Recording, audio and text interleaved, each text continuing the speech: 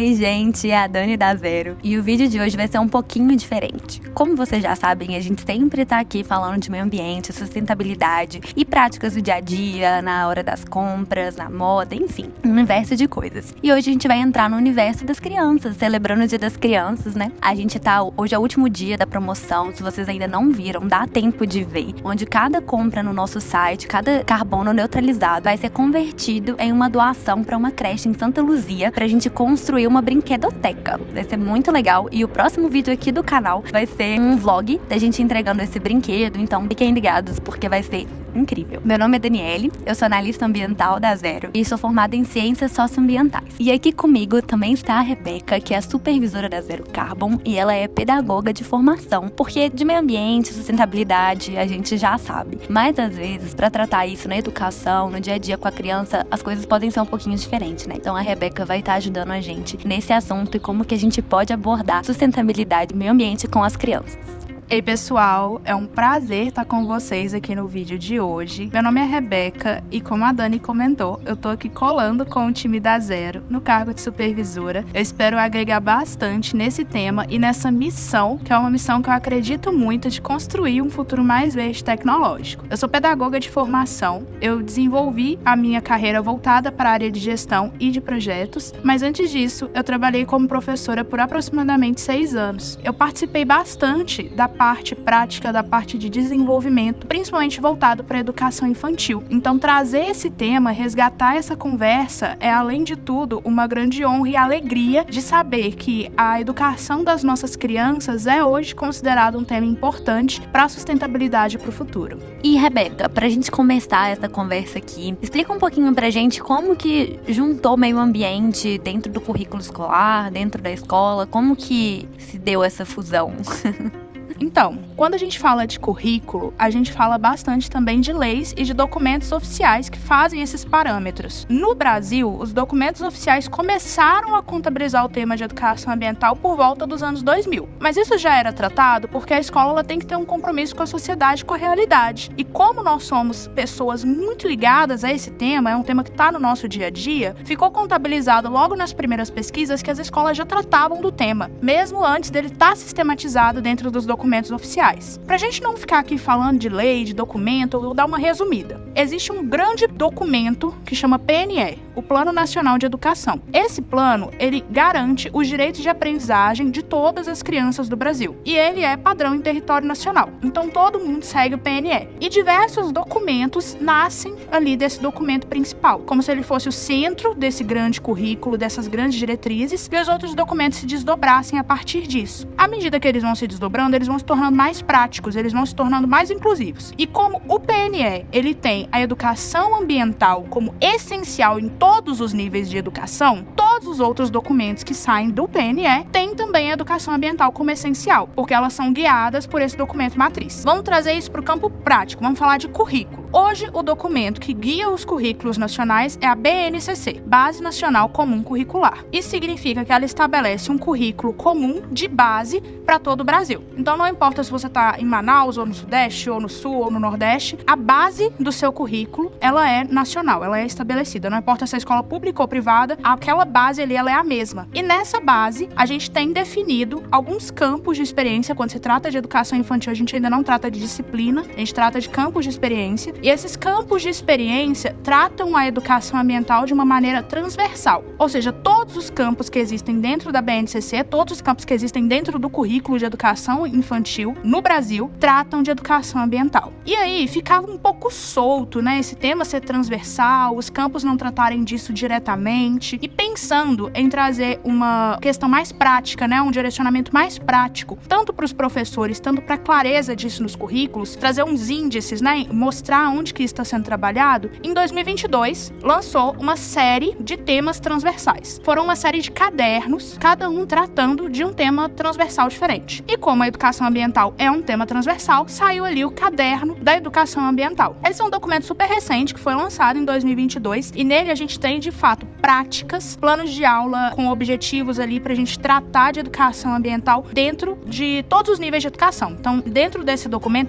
dentro desse caderno, tem educação infantil, infantil e tem educação fundamental. Aqui a gente vai ficar na educação infantil. Mas basicamente, no geral, o que ele fala é: a educação ambiental, ela tem que tratar de 2 pontos. Primeiro é a educação para o meio ambiente, segundo é a educação para o consumo. Então esses são os 2 pontos norteadores desse caderno, como que foram feitos esses objetivos. E dentro da educação infantil, isso é tratado no campo da experiência. Então é no brincar, é no participar, é em transformar aquilo em atividades práticas, onde a criança ela pode ser protagonista, onde a criança ela pode aprender por meio da descoberta, porque a educação infantil a gente está falando de crianças até 6 anos de idade. Então são crianças que estão nesse momento de descoberta, são crianças que estão nesse momento de ampliar o seu corpo. Para a gente trabalhar isso de maneira concreta dentro dos currículos e colocar isso como uma prática nas escolas, a gente tem que ser capaz de transformar isso em experiências alinhadas a esses documentos posteriores. Ai, que interessante saber disso tudo. É muito importante saber que o meio ambiente ele deve ser tratado de forma obrigatória em todas as áreas da educação, porque a gente sabe, né, dentro das socioambientais a gente estuda muito isso, que não existe separação, né, entre meio ambiente e qualquer outra coisa. É tudo interligado, é como você disse, né, transversal. Então ele passa por todos os lugares da nossa vida, por todas as áreas da nossa vida. E é importante entender isso, até porque as crianças elas vão ser os agentes do futuro, né? Então eu sei bastante de saber disso. E aí, pra gente continuar aqui, uma pergunta: quais são os conceitos que são mais fáceis de trabalhar com as crianças no dia a dia,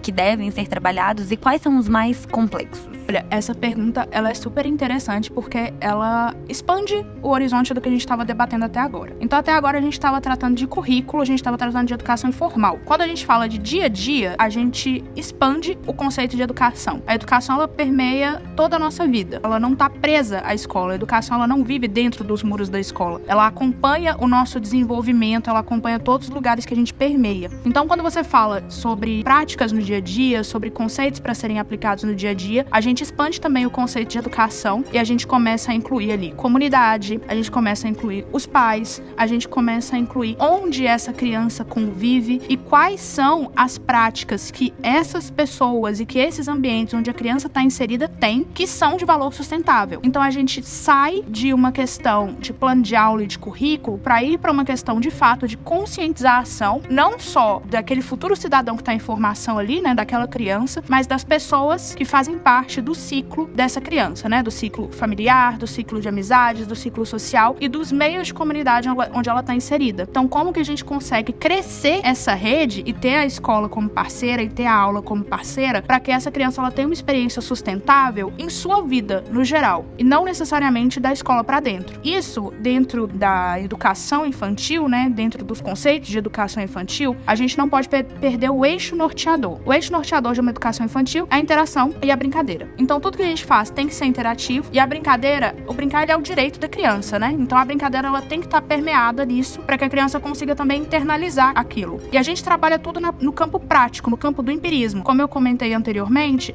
essa questão do empirismo, essa questão do descobrir, ela é muito vívida para as crianças. Então, ao invés da gente estar trabalhando ali o conceito teórico, o conceito complexo, a abstração daquilo, a gente volta para o concreto, a gente volta para a prática, porque a prática, ela é prática, né? Ela tá ali ligada à praticidade. E isso descomplica, às vezes, conceitos. Com a criança, a gente não quer que a criança entenda ali um conceito teórico sobre sustentabilidade. A gente não tá esperando ali que aquela criança consiga entender conceitos de temas complexos, como, por exemplo, aquecimento global, como, por exemplo, mercado de carbono. Mas a gente quer que aquela criança entenda como que a temperatura do mundo tá mudando, se ela sente mais calor, se ela sente mais frio. A gente quer que aquela criança entenda qual é o ciclo de vida de uma planta, como que uma semente cresce. A gente quer que aquela criança entenda que existem diversos níveis de interação na sociedade. A gente quer que aquela criança entenda que existe um limite entre ela e o outro, que existe um limite entre ela e as coisas que estão ao seu redor. E é quando a gente traz para esse campo prático, para esse campo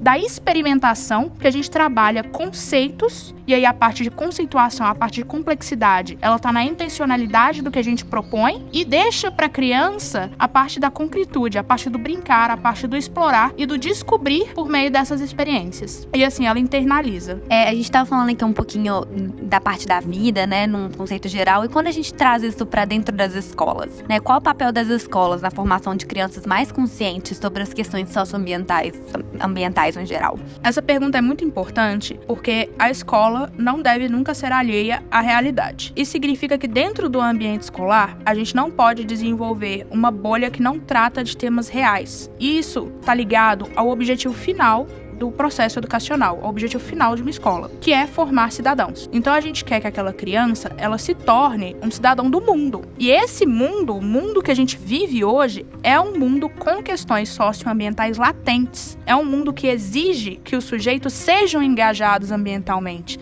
sejam ecoconsideráveis. Então a gente precisa criar nessas crianças a consciência para que no futuro eles sejam esses sujeitos ativos de mudança. A gente fala que a educação ela não muda o mundo. A educação, ela muda as pessoas e as pessoas mudam o mundo. Então, para a gente conseguir um futuro mais sustentável, a gente precisa também de cidadãos do futuro mais sustentáveis. E esses cidadãos do futuro estão hoje dentro das escolas. Então, a escola ela tem uma função primordial em desenvolver essa consciência. E, mais uma vez, eu bato nessa tecla de que educação infantil, ela tem esse compromisso com o experimental, com a experiência, com criar condições objetivas para sensibilização. Então aqui eu não tô falando da gente pegar um livro e ler um livro ali descolado e falar, tipo, hoje a gente vai falar de meio ambiente, ler uma historinha sobre o meio ambiente. Eu não tô falando da gente falar, esse mês é o mês do meio ambiente, então a gente vai fazer um mural. Eu tô falando da gente ter o valor sustentável intrincado nas nossas rotinas escolares, por meio de pensar em não desperdício de comida na hora do refeitório, por exemplo, por meio de pensar em reciclar os brinquedos que a própria escola usa, ou de criar um ambiente ali de troca de brinquedos, por meio de desenvolver nessas crianças uma consciência que leve para os pais, então de transbordar esses projetos para que as famílias estejam integradas e que a gente construa não só uma escola sustentável,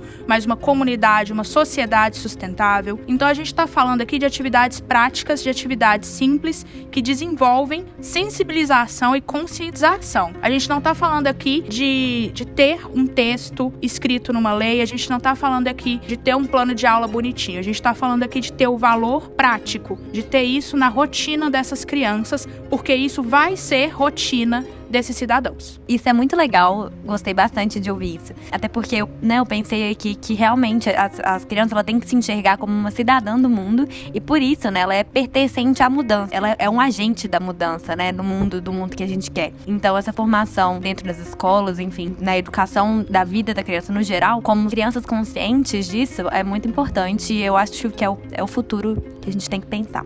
E agora, como uma última pergunta, a gente quer saber um pouquinho de coisas mais práticas, né? A gente tá falando aqui de exemplos do que a gente acabou de conversar. Quais são as estratégicas pedagógicas que elas podem ser utilizadas para desenvolver essa empatia nas crianças, né, em relação às questões socioambientais? Quando a gente fala de plano de aula, quando a gente fala de currículo de educação infantil, a gente fala também de intencionalidade. Então, é extremamente necessário que aquela educadora, que aquela escola, ela tenha uma intenção por trás das atividades envolvidas. E assim a gente consegue gerar uma cadência. Porque se você faz uma atividade pontual, né, tipo, vamos construir um mural das árvores, e aquilo é pontual, aquilo é jogado, aquilo não tem um trabalho de longo prazo, fica um pouco solto no entendimento ali da criança do que foi aquela atividade. Talvez aquilo nem marque. Então, quando a gente fala de experiência, a gente fala de sensibilização, a gente fala de intencionalidade. Existem algumas práticas que eu já trabalhei com aulas, né, algumas práticas ali que eu já trabalhei em escolas de educação infantil pelas quais eu passei, e tem umas que são bem interessantes. Um case de sucesso que a gente tem é construção de horta dentro das escolas com as crianças. Esse é um case super legal, porque a gente coloca a criança como o sujeito principal daquela ação, e a gente consegue trabalhar diversos temas complexos, né, a gente trabalha ali diversos temas complexos naquela prática. Então, por meio da horta, a gente consegue trabalhar o tema da importância das árvores, a gente consegue trabalhar o tema de onde vem a minha comida, a gente consegue trabalhar o tema da importância da preservação e da importância das florestas para a temperatura do mundo, a gente consegue trabalhar o tema da água e da importância da água na vida, a gente consegue trabalhar temas que são super complexos dentro de uma atividade que é contínua, né? A gente trabalha ali rotina, responsabilidade, o acréscimo acréscimo da família, como eles podem levar, por exemplo, as mudinhas para casa. Então, esse é um case de sucesso que eu gosto bastante. Mas existem outras partes práticas, existem outras estratégias que a gente pode desenvolver. Tem um plano de aula super legal, que é o plano de aula das sombras das coisas. Como que as coisas fazem sombra, onde que as coisas fazem sombra, qual é o tamanho dessa sombra, qual é o tamanho da sua sombra. E nisso a gente consegue trabalhar temperatura, a gente consegue trabalhar mudança de estações, a gente consegue trabalhar horas do dia, que são temas que também são complexos, que também são socioambientais e que são trabalhados dentro dessa prática. Eu dei 2 exemplos, mas existem vários outros que são guiados sempre por concretude e intencionalidade. Isso é o que a gente tem que ter nas atividades que a gente desenvolve. E na parte das crianças, ser sempre orientado ali pela interação e pela brincadeira, para garantir que elas realmente internalizem aquela atividade, que aquilo não seja simplesmente algo pontual na vida delas. Eu tenho certeza que nós, né, que somos já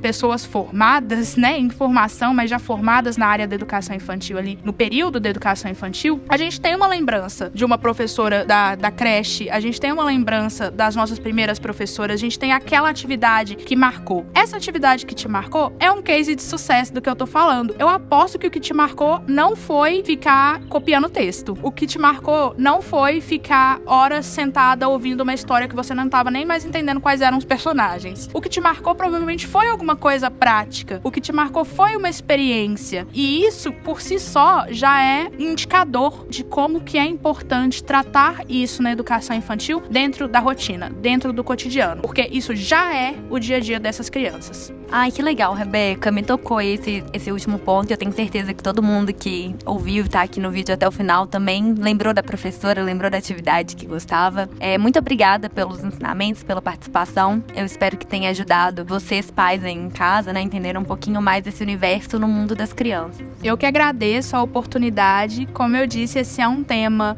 que me toca, que eu gosto de falar, e é próximo do meu objetivo pessoal. Agora, né, como membro da Zero Carbon, eu sinto que essa missão, ela tá mais prática, que eu tenho mais oportunidade de trazer esse discurso, de trazer essa prática, né, pra dentro dos trabalhos que a gente desenvolve. Então é uma grande alegria, eu espero estar com vocês em outros vídeos também. E, gente, a gente tem um e-book exclusivo com dicas de brincadeiras e de jogos sustentáveis para as crianças. Então, tá muito legal, aborda um pouquinho do que a gente conversou aqui. O link está aqui na descrição, aqui embaixo. Já deixa seus comentários também do que vocês acharam do vídeo, do que agregou pra vocês, do que vocês querem ouvir mais, às vezes, falar. E fiquem ligados aí. Não esqueçam de curtir o vídeo, de compartilhar, ativar o sininho pra receber notificação e assistir o vlog, hein, da promoção do Dia das Crianças. Muito obrigada, gente. Até o próximo vídeo. Beijinhos sustentáveis e tchau, tchau.